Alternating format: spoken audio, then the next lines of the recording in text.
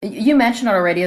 Let's talk a little bit about some of the ancillary stuff that you do, and then we can sort of build into more specific things with running and how that applies to triathletes. Sure. The first time, I think I'd run across your blog in the past year or so, just on my own, looking at different things. Because when I went there the second time, it looked familiar. Okay. The reason I went there the second time was to check out the Myrtl Routine. Okay. Yep. Is the Myrtl Routine far and away your most popular routine for runners, or is that a little bit something that you give to? No, that's hands down the most popular. And the background on that is I produced a DVD with my friend Mike Smith, who coaches at Kansas State University, and I was a coach at the University of Colorado for 6 years. And Mike was in the same conference, in the Big 12 conference. I was the middle distance coach at the University of Colorado, and his athletes, to put it simply, were much faster than my athletes. This doesn't always happen in track and field, but in this situation, Mike was willing to share everything with me, down to the macro cycle for the year, what the year looks like, what the mesocycle looks like, what a session looks like. So I would talk to him at meets. I mean, when we were both in beautiful endurance capitals like Lincoln, Nebraska, or Stillwater, Oklahoma, I would go over to his hotel and chat with him about things. So I learned a lot from him. So we produced this DVD, but the problem was in the DVD, some of the exercises he was doing, you needed a partner. So I wanted to come up with routines, a routine of, let's say, 10 exercises that somebody could do on their own. So Myrtl just is a cheesy term to remind people that we're focused on the hip girdle area. So basically, and some people could say this is core strength, but it's really mobility around the hips. And so I've done some work for Nike, and Nike filmed this. And I think if you Google Myrtl, the first YouTube video will be that video. But then I've also shared it with the Running Times. And probably the thing that your reader, I don't know if we can put a link under this, how this is posted on your website, but there's an 8-week general strength progression that I have for runners where it's simply broken down into easy days and hard days. So for the first 4 weeks on your easy day, you're doing Myrtl after your run. And once you learn the exercises in Myrtl, it's probably going to take, I would say, 7 minutes, 8 minutes, something like that. And the irony, of course, is I don't do Myrtl with athletes I coach very much. The athletes that I coach in Boulder are a little more advanced. But the Myrtl is definitely a nice routine to get some mobility in the hips. You could use it before your workout, but primarily people are using it after their workout. And then the other thing that if you Google the lunge matrix, so the simple contribution I've had over the last few years is that you would do the lunge matrix before your run. My lunge matrix is rooted in physical therapist Gary Gray's work.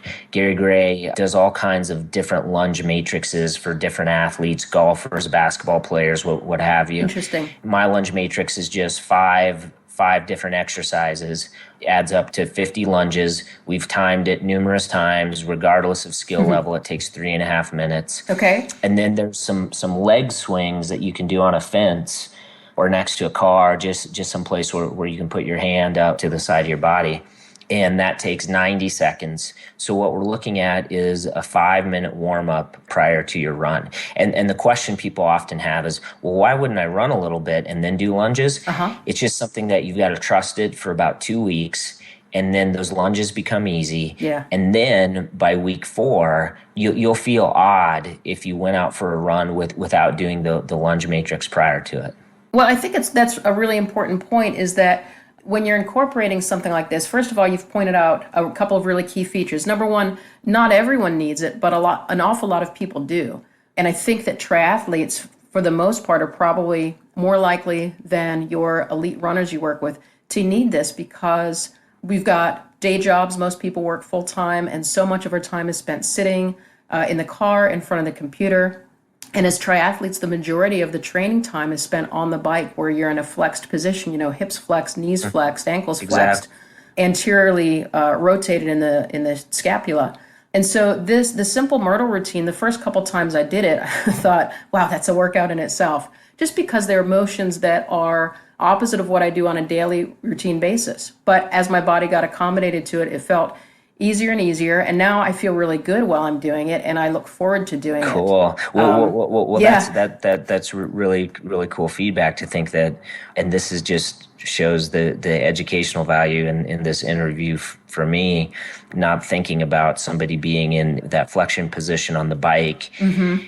And this is probably the point where people just need to Google it and see it, right? Right. Everyone's like, what are you talking about? Right. But there's some, so some of the starting positions, if you've ever done yoga and done the table position where you basically have your hands under your shoulders, your knees under your hips, so your back is flat. And then I think that's what you're saying would be a position that is not something that the triathlete is normally in. Well, from that point, that starting point, then doing the extension, like the donkey kick or and using the posterior muscles. Groups. Yeah. And, one thing with Myrtl, too, is that we can link to this is when I first started doing this with athletes, I didn't quite understand the best way to do it. So the Nike video of this, the athlete who's a woman I used to coach, Sarah Vaughn, she's got too much hyperextension of her back when she's doing the donkey kick exercise.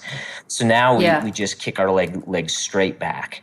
But I think at some point in this interview, we'll talk about the camp that we're doing in Boulder. So we'll definitely be teaching it the correct way at camp. Yeah, we've got listeners of the full spectrum of triathlon experience and ability, from people that are just starting and they're really attracted to the technique focus that we have, the technique emphasis. But we also have, IT racers and professionals that listen into the podcast. Okay.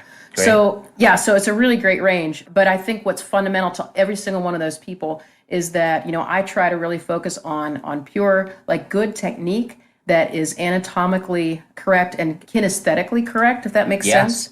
And then on, scientifically based training principles. So this routine, you've already mentioned 3 or 4 other coaches' names that inspired you to help create it and helped you actually produce the DVD. I just see there's all this common knowledge and support that comes together, and it creates something, with a goofy name like the Myrtl Routine.